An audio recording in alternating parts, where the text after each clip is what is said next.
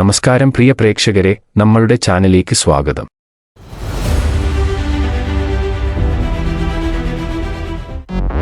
മലയാള സിനിമയിൽ 80 കാലഘട്ടത്തിൽ നായിക നടിയായി വേറിട്ട അഭിനയവുമായി മലയാളി മനസ്സിൽ ഒരു സ്ഥാനം കണ്ടെത്തിയ സൗത്ത് ഇന്ത്യയിലെ പ്രിയപ്പെട്ട നടിമാരിൽ ഒരാളായ ശോഭനയുടെ ജീവിതത്തെയും നേട്ടങ്ങളെയും കുറിച്ചുള്ള ഒരു ചെറിയ വീഡിയോ ആണ് ഇന്ന്.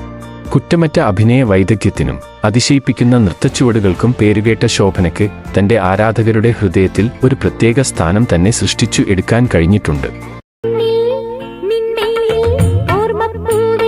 1970 മാർച്ച് 21 കേരളത്തിലെ തിരുവനന്തപുരത്താണ് ശോഭന ജനിച്ചത്. കലാകാരന്മാരുടെ കുടുംബത്തിൽ നിന്നാണ് ശോഭന കടന്നുവരുന്നത്. അവരുടെ അമ്മ ഒരു അറിയപ്പെടുന്ന മലയാളം അഭിനേത്രിയും ശോഭനയുടെ അച്ഛൻ ഒരു പ്രശസ്ത നാടക പ്രവർത്തകനുമാണ്. വളരെ ചെറുപ്പം മുതലേ നൃത്തത്തിൽ അതീവ താൽപ്പര്യം കാണിച്ച ശോഭന ഭരതനാട്യം പഠിക്കാൻ തുടങ്ങി. ചെന്നൈയിൽ പഠനം പൂർത്തിയാക്കിയ അവർ പിന്നീട് പ്രശസ്ത ഭരതനാട്യം നർത്തകി ചിത്ര വിശ്വേശ്വരന്റെ കീഴിൽ പരിശീലനം നേടി.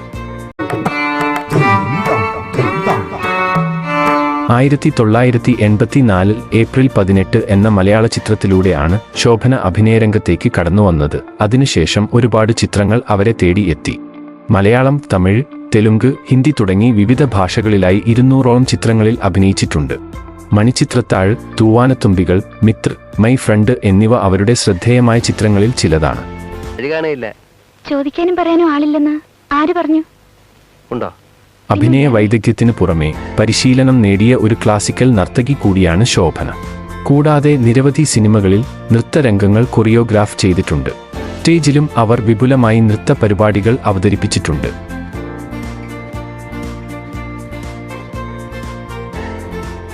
മികച്ച നടിക്കുള്ള 2 ദേശീയ ചലച്ചിത്ര പുരസ്കാരങ്ങൾ ഉൾപ്പെടെ നിരവധി പുരസ്കാരങ്ങൾ ശോഭനയുടെ അഭിനയ ജീവിതത്തിൽ അവർക്ക് ലഭിച്ചിട്ടുണ്ട്.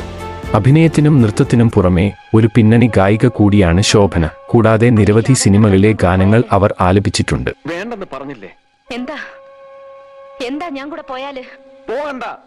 തന്റെ വിജയകരമായ കരിയറിന് പുറമെ ശോഭന ജീവകാരുണ്യ പ്രവർത്തനങ്ങളിലും വിവിധ സാമൂഹിക പ്രവർത്തനങ്ങളിലും സജീവമായി പ്രവർത്തിക്കുന്നുണ്ട്.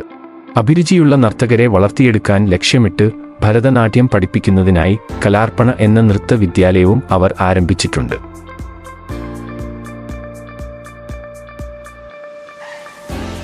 ശോഭനയുടെ ജീവിതത്തെയും നേട്ടങ്ങളെയും കുറിച്ചുള്ള ഈ ചെറിയ വീഡിയോ നിങ്ങൾ ആസ്വദിച്ചുവെന്ന് പ്രതീക്ഷിക്കുന്നു.